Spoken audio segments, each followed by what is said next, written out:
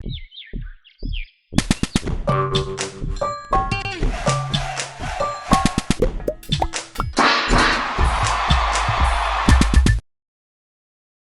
everyone, and welcome to the Happiness Playbook. I'm your host and play theory coach, Michael Anderson. Today, we'll be talking about life through the paradigm of play theory, a mindset consisting of 4 principles: be present, let go and play, accept and build, and look outward. And today, we are joined by Reagan and Bronwyn. Welcome to the Happiness Playbook. So anyway, thank you for coming on this. I'm really excited to have you here. Just a little bit of context on who these people are. They're college students. That's all you need to know. No, My only personality. No, they were in the program here, and we've mentioned this at least a couple times recently, is that we actually run a theater program here. In fact, we were on the stage that you have both performed on. Yeah, multiple times. Yeah, a couple times. Yeah. And so it's just really cool to see. They're alumni. They've gone out in the world, and they're doing their thing. And yeah, I don't even know what else to add on to that, but it's just wonderful to have you here. Thank you. It is very wonderful to be here. Yeah. I'm super excited. Yeah, so they have no idea what we're going to be talking about today. I gave them almost nothing. They're like, what are we talking about today? And I was like, life. We're going to be talking about life. So Something 2 20-year-olds are experts on. yes, yeah. No. But I'm really excited today because I think what's going to happen is there's going to be a lot of value that comes from what you say, because you are in the middle of it. You are living the college life. You are living in the middle of culture right now. So we're going to be talking about those things. So yeah, let's get started. But first, before we get started, one of my traditions that I have here is if you are a guest on my show, that means that you're going to ask our audience to subscribe. So this is what you're going to do. And in fact, because you're both improvisers, and we are going to be, all of us will be in an improv show tonight. Hopefully you made it to that, because by the time you watch this, we will be gone. No, we will have already performed that. Yeah, the podcast is death. Here's your prompt. You're going to invite our audience to subscribe as if you were Valley Girls. Easy. So easy. Hey guys. Hey guys. Hey. So you should like and subscribe. It would be so fun. It would be literally so awesome. fun. I don't feel like I'm doing a character. This is the real me. Like and subscribe. And Yeah. Peace and love. and peace and love. I love how you said, like and subscribe. How's college treating you? It's a good mix. I like it. Yeah. Yeah. I like it a For lot. sure. Yeah. Yeah, I want you to give me the highlight reel. Tell me, what are some of the things that you have been really enjoying about college, and maybe what are some of the things that you weren't expecting about your college experience? Do you want to go first? Sure, yeah. I really love my classes. I love learning, and I feel like I don't know, it's just a really great place for me to just dive into deeper subjects with my classes and figure out what I actually want to study, which has been super cool. So that's probably the thing I most enjoy. In terms of things that I didn't expect, I have a very good sleep schedule, and I'm very proud of myself for Oh, that. good. Because I expected my sleep schedule to be destroyed when I got to college. So what is your I guess it's what's your sleep schedule? Very personal question. But is it just waking up early or going to bed early, or what do you do to help your sleep schedule? So I learned I've done 2 semesters, and one of those semesters was summer semester, and I learned very quickly that I run so poorly on little sleep, Okay. devastatingly poorly. Right. And so I decided that for fall semester I needed sleep, so I had 9 a.m.s every single day. Woohoo! Right. So I woke up at 7:30, which meant that I made myself go to bed at least before 11 or 11:30-ish. And that just became a habit. If my friends were over me, I was like, okay, I'm going to bed. Bye. And they'd be like, okay. And were you you can hang out here, but I'm going to bed? Or was it get out of my house? A little mix of both. Sorry. Because my friends also need sleep, and I encourage them all that too. But I was very surprised that I was able to, keep to that. Oh, good. Yeah. That's good. Well, because sleep is So so important. So it's Yeah. Very important. Yeah. Okay. And anything else? I kind of cut you off in the middle of that, but No, I don't know. I had take 15 credits, so I took 15 credits for my first semester. I'm going into another 15 credits, and I work 12 hours a week, and it's honestly pretty nice. Like, I don't feel like I'm too busy or like I don't have any time for social life, so it's great. okay. Yeah. Cool. So good balance. And you graduated last year. I did. I graduated 2025. Right. So good job. I didn't do that good my first time in college. Yeah. Got my final First semester grade. of college was maybe not a waste of time, but Michael, tell us about your college experience. this is why I have you here. I'm like, we have some good examples of the college experience. Oh, I versus... can talk about my lack of sleep. Okay, go ahead. So what's your college experience? It's been super fun. I've been able to like keep doing theater stuff in college. Oh yeah, that's right. Yeah, it's been super fun. You are doing Divine Comedy, Yes. right? Yeah. So Amazing. it's a difference from improv because it's sketch comedy. So like we write it all out beforehand, which has been really fun because I Yeah. have a new hobby now. I just sketch write all the time, and it's really really fun. So you're part of that process. You're not just being given a script. Yeah, You're so part of the writing. Oh, we all that's like so we cool. write and perform like all of our own stuff, and then we cast our own sketches, and then like direct our own sketches too. So it's like you're very involved with your baby of a sketch that you make, which is really fun. Oh, that's so fun. What's funny about my sketch being a baby, Bronwyn? Sorry. It is my baby, okay? I get to watch it grow up too. Yeah, so that's been super, super fun. Something I was not expecting, I think just like such a mix of people that you meet at college. Like, there's Yeah. such a big mix up. Totally. Do I expand on that? I feel like your thoughts. Oh, I just like, there's just such a wide variety of people you meet like every day in your classes, and then like we go to a church school, so I meet like a lot of people at like church activities and church Right. stuff, and I'm like, Right. you are a different person. So Yeah. you know? Yeah, and that's really fun too because I feel like I've been able to like make a lot of friends because there's just such a wide pool of people to like become friends with Yeah, that yeah. it's like you find your niche kind of, which is really fun. Okay. So that's really interesting. So like, because sometimes I hear like only like the horror stories, from college, and it's not been so long since I've been to college, but like, it seems like you still have some like good social environment Yeah. there. And what about, and I actually do want to get back to sketch comedy, but what about dating? Dating's fun. Dating's fun for Reagan. I like dating. Reagan has a boyfriend. I do. Hi, Ethan. If you're watching this, no, just kidding. Wow. So, all right. So we go to BYU Provo, and there's a lot of dating like culture things in Provo. Like what? Like let me Ring by think. spring. Ring by spring is a famous phrase. Oh. It's weird. I've never heard that before. What? Are you Really? serious? You went to BYU Idaho. I've heard. What is the phrase that it used to be? BYU I do. Yeah. Yeah. Yeah. Yeah. Ring so to spring. Okay. Ring by spring. Ring by spring. Is the motto. Yeah. Ring Don't to follow spring. it. I'm like an old man over here. Oh, you ring when the flowers come out. So I think I probably averaged one date a month. Oh, okay. So not too bad. That's not bad at all. It's honestly not bad. When I was thinking about it, I was like, okay, that's not bad. The thing is that when you tell someone you're going on a date, like casually, they're like, oh my gosh, Yeah. do you like Yeah. him? Like, Yeah. does Okay. he like you? And it's like Yeah. a really big deal. And so it kind of, I've really tried to like keep myself out of the trap, but I'm unsuccessful most of the time, of like, you get a little overexcited about this person that you're going on a date with that you probably have never talked to that much. Right. And then after the date, it's like, ooh, what if we're going on another date? But it doesn't happen. And then Yeah. you're like, Right. because the guy was just asking for a casual date, Yeah. Right. But like, there's this like culture of like, if he asks you out, then it's a big deal.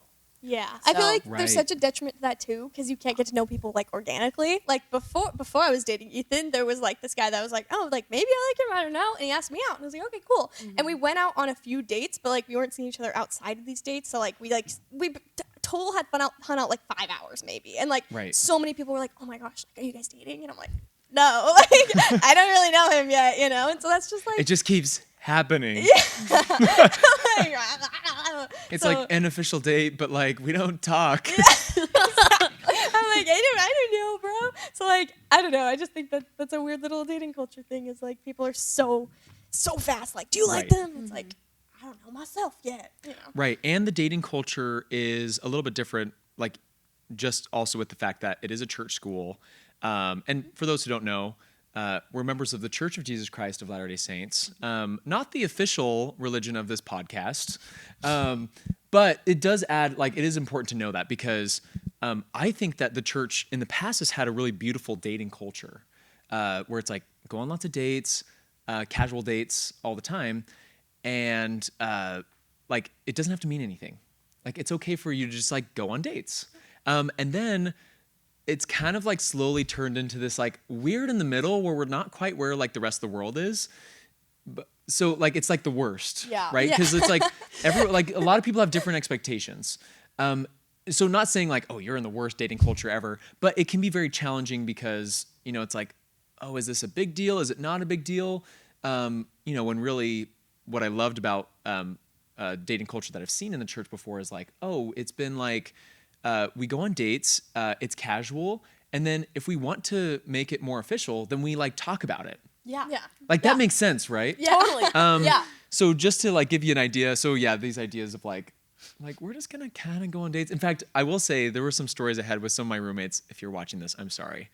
But like I remember a roommate walking into the room one time, and it was like 11 o'clock, your bedtime. Okay. My bedtime. And I was like, "Where have you been?" He's like, "Oh, I was just on a date."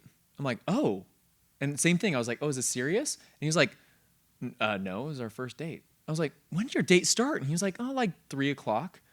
And I was like, "You are not allowed to take a girl on a date that long." He's like, "Well, it was going really good." And I'm like, "She's not going to want to go on another date with you because you used up all her time." Like, you know, like if you Long left, day. yeah, I was Long like, if day. you left, if it was like 3 o'clock to 5 o'clock or something, and then you like left, and maybe it was going really great, then she'd be like, "Let's go on another date."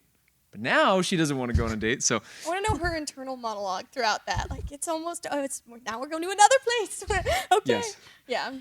It's funny because it's almost as if the person asking the other person on the date has that like beginning cultural experience of like where I'm asking you out casually, but then Yeah. everyone else surrounding the date doesn't have that. But it's Right. it's like only the person asking you out, and then they take turns because if they get asked out, then it's like ooh, it's like stick to one thing.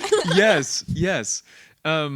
So anyway, I mean, I've been thinking about this a lot. I've just been like even with like dating culture, like in high school, it's like it should be open. It's okay. It's okay for you to like go on lots of dates. Like it doesn't have to be completely romantic. And so it's fun when you can go on casual dates, especially group dates. You know, but that's great. So you're both going on dates, and that's a good sign. Yeah. Because like I've heard people who are like, I haven't been on a date I took someone in college on their very first date one time as well, and she was like, "This is the best thing that's ever happened. Like we're probably gonna start dating." Like, And then you she broke her heart. yeah, well, I was like, I love that you had so much fun. Like this was like very much an acceptable. I was like, I love that you had so much fun, and I'll take you on another date. But I want you to go on more dates with other guys because I can't be the only one you go on a date with. And she's like, okay, sweet. Mm-hmm. So then she was more proactive about it, and so it was really great. Yeah, it wasn't like this awkward like, oh. But like I think it's just really important to do that. So that's wonderful. I would say I'm very, very pro like being friends for like quite a bit. Like me and my now boyfriend, our first date was after our first kiss. Like Okay. we're just friends for like so long, like literally every day. And then we were like, whoa, we like each other. And then he's like, Yeah. oh my gosh, we have to go on a date. And I was like, oh my gosh, you're right. So I don't know. There's different paths. you Yes. know? Yeah. Well, as long as you felt great about that, I feel like it's like honestly, I'm just like, there are some couples who are like, especially if they're like a girl, they're like, he won't ever ask me on a date, and that like hurts their self-esteem or whatever. If you're like, this is great, This is great. This is baller. that's fine with me. But that takes being present, right? And okay, we've been going through some of the play theory principles, but also I think it is really important to let go and play when it comes to dating and just being like, hey, this is just like an experience that we're having. Like it's not, we haven't decided on anything yet, right? And so that's where sometimes it's like it gets too big, right? Is when we're like, what do you think? Your first date was, we have decided we're dating. No, I'm just thinking of like using the most times I've used play theory on dates has been on bad dates. So that's just what I'm thinking I know. just That's plan important good too. dates. Good. Okay, good. give us So- an example. Well, I've just found that like being myself, which is letting go and playing, is the easiest way to have fun on dates. Because I shouldn't be going on a date trying to like impress this guy or anything like that. I should just be myself because I want someone who likes me because of me, right? And so I think that's been the biggest thing of just like letting go and playing and accepting building. Like he's like, we're gonna go do this. I'm like, okay, sounds great, you know? Just if the guy asks, I'm letting him take the lead, you know? Yeah. And I felt like sometimes in the past I wasn't like that. And at college I've just been really trying to ease into letting the guy take all the control, and it's kind of nice, honestly. Yeah. I'm just like, I'm just here for the ride, you know? How it should be. How it should be. That's so. Oh, that's so wonderful. Well, I'm glad that you've used it in bad situations. I'm glad that you've used it in good situations. And you can use it in both. I think actually when I was on here with Laurie, who's the founder of Play Theory, and also helped start this podcast, she asked me this question, which was, have you ever, or like, can you think of a situation where you cannot or will not use Play Theory? So it was something like that. Yeah, and it kind of like trips you up a little bit because you're like, yeah, I guess like I could use it in all sorts of different situations. But I think that's like kind of what I was getting at here, like with the dating question. I've been so excited to ask about this. Like, I think that we can make a really big deal out of it, right?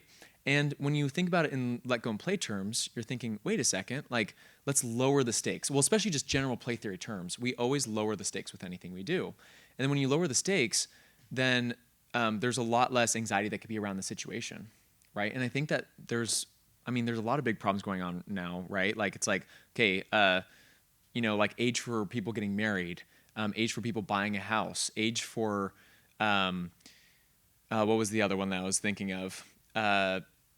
All those things. Oh, the other one was like, just even like, how many kids are we having in the population? Like, all these things are kind of intertwined, like back to the same thing, which is like, we put a lot of pressure on the dating situation.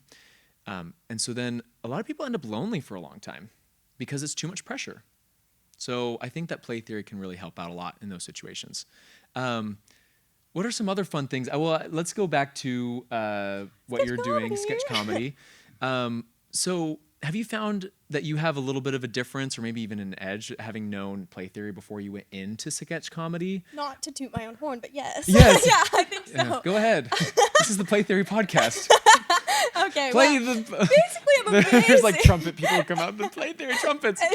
Exactly. I think especially like in the audition, it definitely helps because it's like a very intense audition because like you have Right. your audition and then the callback day is like a 13-hour day. Like you're there like the whole day, right? And a lot of it was like a lot of collaborative work and a lot of like basically just like improv and like stuff like that, which I'm like, oh, I know exactly what to do here. Like this is great. And like it still was intimidating, but it was like, oh, this is a beast I've tackled before. Like I can do this, you know?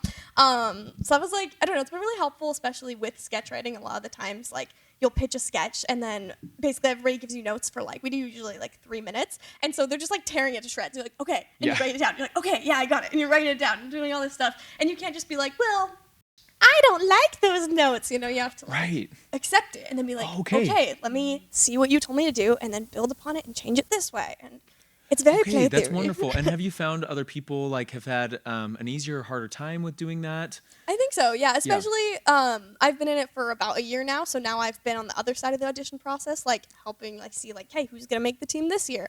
And it's been like, it was really cool during the auditions to actually like be like, okay, yeah, this person is really great at like so and so thing, but they don't work very collaboratively with other people, you know. And that's something that like we really value, and like, I don't know, it was just really interesting. Yeah. Yeah, that's so awesome. And then so I'm like clear also on like the history of Divine Comedy. Is that where Studio C event like It kind is, of like yeah. So they grew all from? like eventually they all like graduate. Actually, And now they're like JK Studios, but then Studio C is still going. So it's just this long chain of like It's sketch been- comedy that keeps going out. I've had several people like, so you're on Studio C, and I'm like, no, that's No. that'd be cool, but no. So yeah, so with Divine Comedy, it started in like the '90s or something as like a sketch comedy club, like at BYU, Right, way back. way back in the olden days when only the dinosaurs and Michael Anderson roamed the earth. You were born in the 90s? Yes, right? I was. I think so. Yeah. Anyways. And I remember pushing wagons around and all that kind of stuff. Yeah. And the bonnets. Okay, go ahead. They brought out your eyes in a blue bonnet. Yes. I don't know where my train of thought went. Oh, it's a Divine Comedy. So anyway, so then they all like eventually graduated, and the club kept going, whatever. And then Matt Meese, basically, if you know who he is, he's the famous guy from Studio C.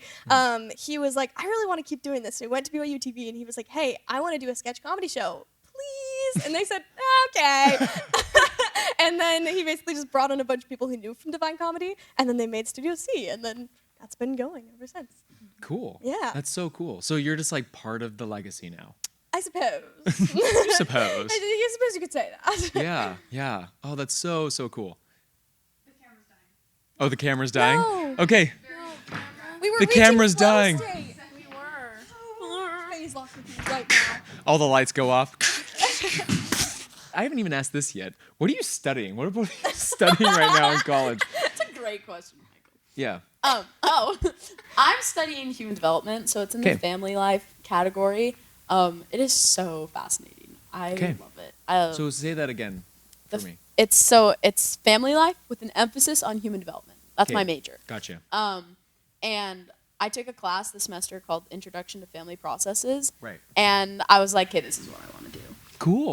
Because it basically, the class almost broke down like how therapists view families and like how a therapist might break down it like your family and family therapy. And it was so interesting. So Okay. I learned that's what I wanted to do. That is so interesting. And what are you studying? I'm studying journalism, and I'm probably going to do a minor in media arts. Okay. Cool. Yeah. So both very interesting. So when you're done with college, just come here and work for me, because both of those will work. Yeah. In fact, that's what I love so much about this podcast is I feel like it is an opportunity for us to help families and individuals, and human developing people because we are all developing. And I can write Yeah. about it. And you can write about it, and marketing. Well, I mean, journalism True, really yeah. does fit into this area, probably maybe more than you know yet. You have Maybe. more college yet to do. True. I don't know much about journalism. You know what, Michael? Me neither. Yeah, I just know my grandpa was a journalist. Oh, that's cool. And that was cool. He had a lot of cool stories. But He did this thing about Watergate. I don't really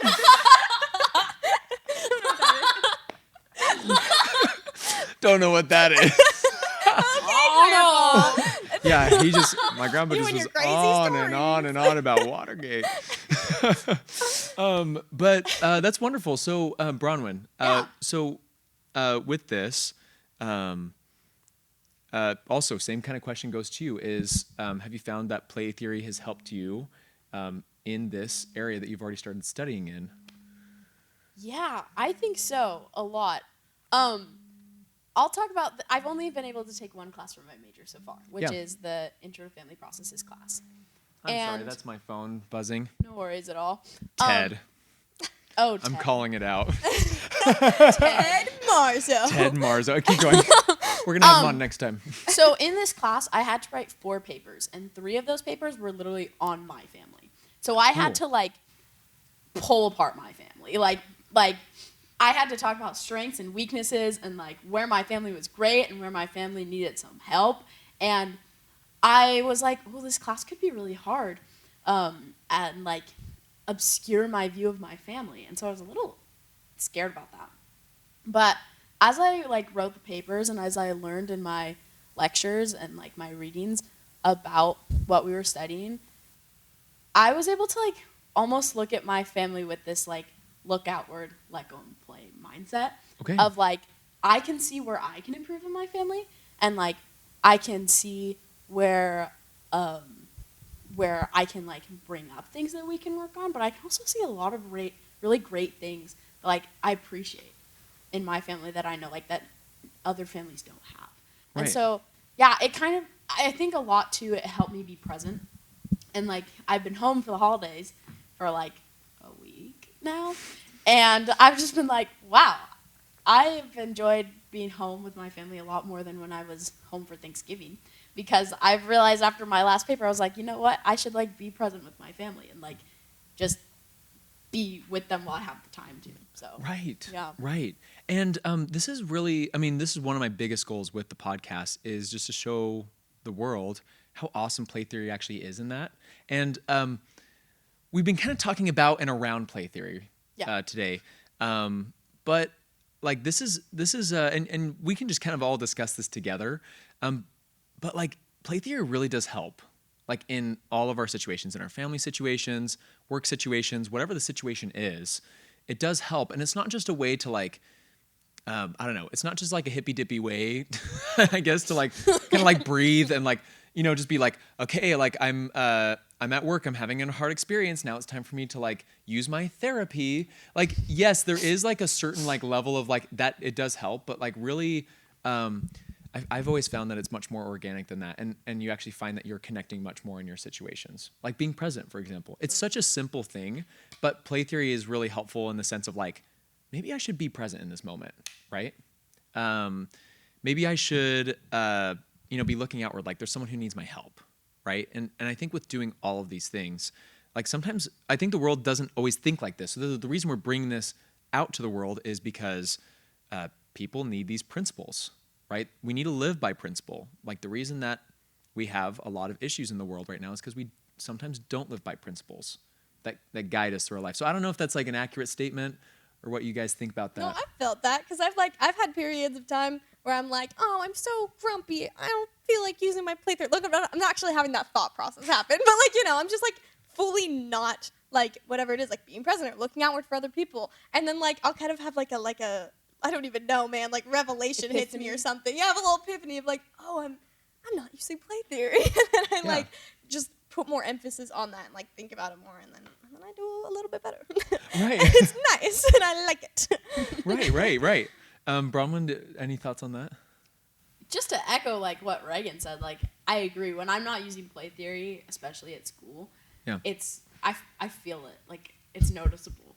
And then when I start using it, I'm like, why wasn't I using this before? What was I doing? Like, why did I have this little play theory break, you know? Right. So, yeah, I think it just applies to everything, honestly. Yeah. Yeah. I have the pride cycle with play theory. Yeah. Genuinely. And I think that's beautiful. Yeah. You're like, it's a beautiful thing when I'm in the low part and then I come out of it. Yes, exactly. You know Life's what I all about love? ups and downs. I just love that whenever I'm with Reagan at school, like, my play theory kicks back in. Because we're just able to, like, let go and play. And I'm like, this is great. Yeah. Keep going. That's so wonderful. And the way I also like to think about play theory too is like in the ups and downs, right? It's in it and it's not necessarily like creating ups all the time, right? I would say that more often it's kind of like leveling things out and hopefully leading you on a happier trajectory throughout your life, right? Yeah. So, you know, hopefully it's just a practice that can help you live happier, but happier doesn't mean like in an excitable state for your like entire life, right? And like, we have anxiety, we have depression, we have things that we go through or really hard days sometimes.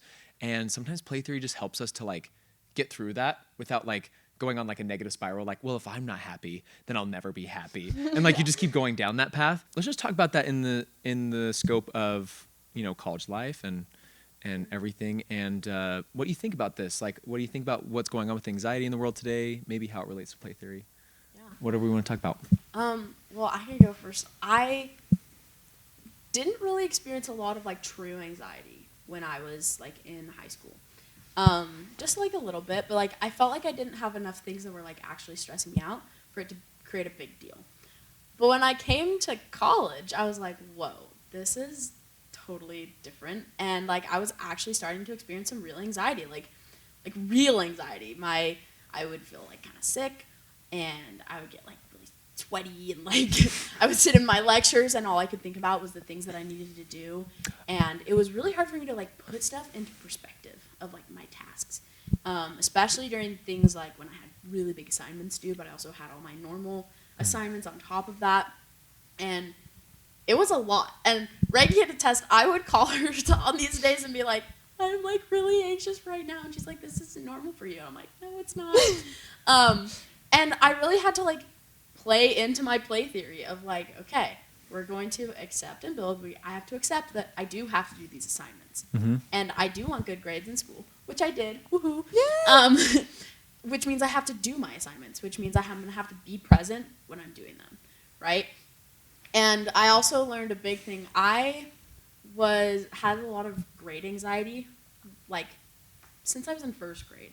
I've been worried about my grades. Like, I believed in sixth grade that if I got a B, that I wouldn't make it to college. Like, it was bad. And I really had to let go and play with my grades this semester. I did well. Not that I, like, got a bunch of Fs or anything, but I did have to let go and play because I couldn't control how my teachers graded things sometimes. And I was like, I would call my mom and be like, I just took this test. And she's like, how'd it go? And I'm like, I don't know yet. And she's like, well, can't do anything about it anymore. And I'm like, you're right. Yeah, I can't. I don't like that, but you know what? I'm going to have to, like, let go and play. So that's been, like, a really big thing for me this semester. Yeah. That's actually huge. I'm glad that you're actually experiencing that right now. Even though anxiety is tough, it's important for us to go through that experience, especially the way you're going about it. Because once again, if you didn't have the play theory mindset, how long would it have taken you to get to that idea of, like, I can just let go and play? Probably a while. Yeah. Right. I've seen a lot of people go through that. Reagan, you're a perfect, like, A student. So Stop. what's your? No, I'm just kidding. Wait, I am. Yeah, I mean, I don't, like, right now deal with that much grade anxiety. I did half credits this semester because of, like, financial stuff, so it was, like, not a huge thing, but I've had a lot of other things that have caused me, as Bronwyn knows, I've been anxious, and that's been not fun. So, like, kind of the play-through principle I've experienced, like, helping with this is, like, looking outward for myself, and, like I just this week went back to therapy for, like, the first time in, like, almost a year?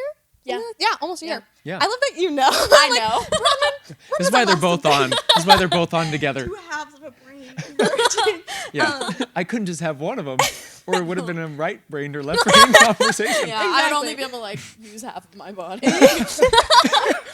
Yeah, when you're in the same room, you're like, all right, go ahead. So just, like, looking out for myself, or, like, knowing, like, okay, like, I'm feeling really sad today. Like, I really don't want to do my homework because I just want to, like, lay in bed and be sad. And I'm like, okay, well, what helps with that?